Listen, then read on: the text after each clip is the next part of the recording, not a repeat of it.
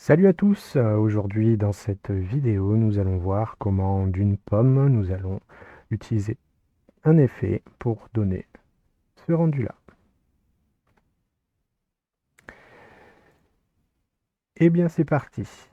Tout d'abord il nous faut la photo d'un fruit, peu importe, une pomme, une poire, un concombre ou autre légume, peu importe. L'important c'est d'avoir une image où le fruit se détache bien. La première chose ça va être de découper ce fruit. Pour cela, nous allons prendre l'outil sélection d'objets.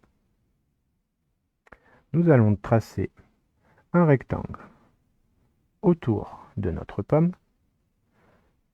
le laisser travailler un petit peu.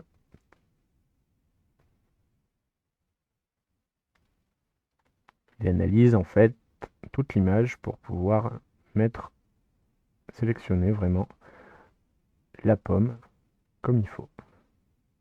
Ça peut prendre plus ou moins de temps en fonction. Voilà.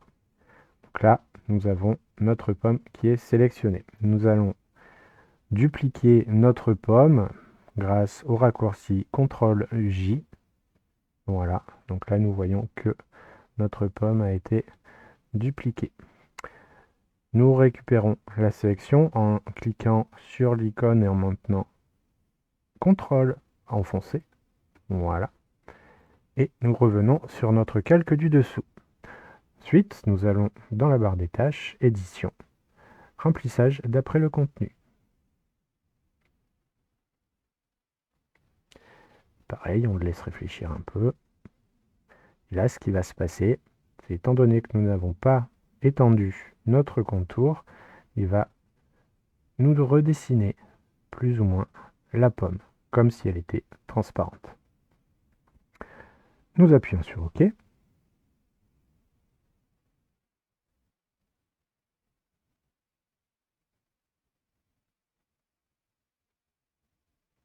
faut le laisser un petit peu travailler, parce que c'est des processus qui demandent un petit peu de temps et de calcul au niveau de la mémoire pour pouvoir justement avoir le rendu que l'on a besoin.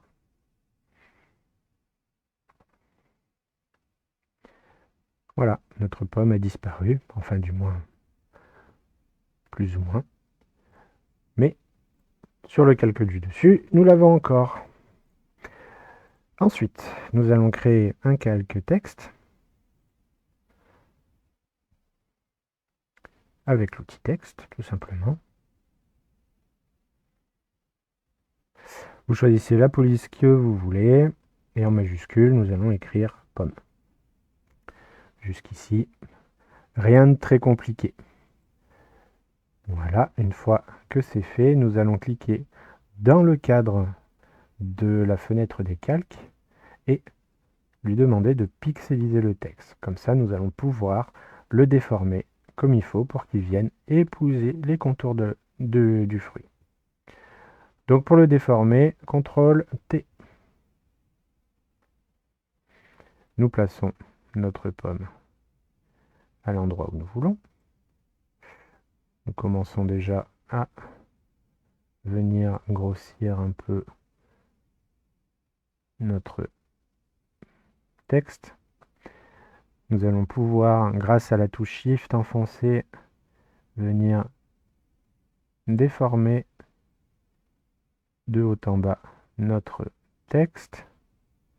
On essaye déjà d'avoir une première, que chaque élément soit relativement proche du bord, ce qui nous permettra ensuite d'aller plus vite.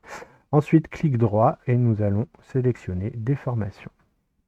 Nous allons zoomer pour être le plus proche. Donc pour déformer, nous allons venir prendre les coins, déjà dans un premier temps, pour venir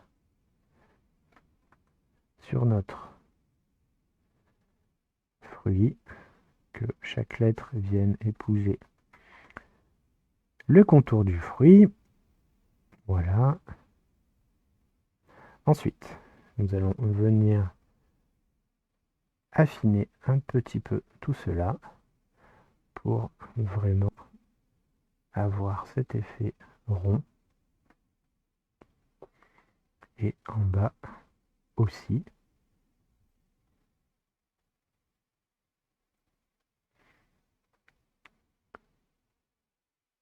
Là.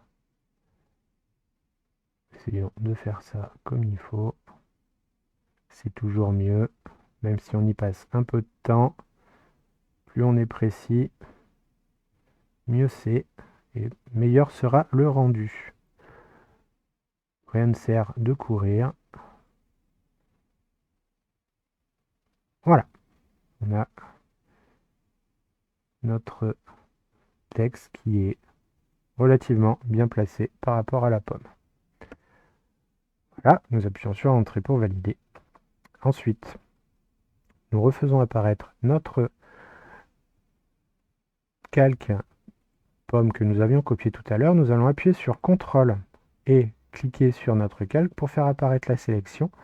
Intervertir la sélection avec Shift, CTRL et I. Donc comme vous pouvez le voir, c'est venu nous sélectionner l'extérieur de l'élément. On revient sur la pomme, on prend sur le texte pomme, pardon. On prend notre outil gomme et on va venir effacer les petits morceaux de texte qui seraient susceptibles de dépasser. Voilà. Nous désélectionnons, CTRL D.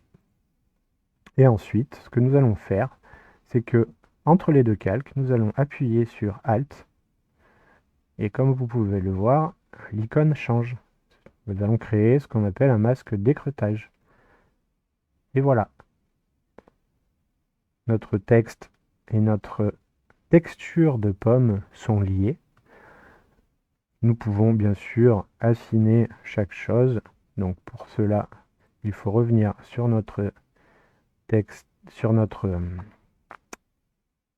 calque texte. Et nous allons resélectionner ceci. Et avec un pinceau, nous allons venir peindre à l'intérieur pour faire apparaître la tige par exemple. Voilà, lui donner un petit effet.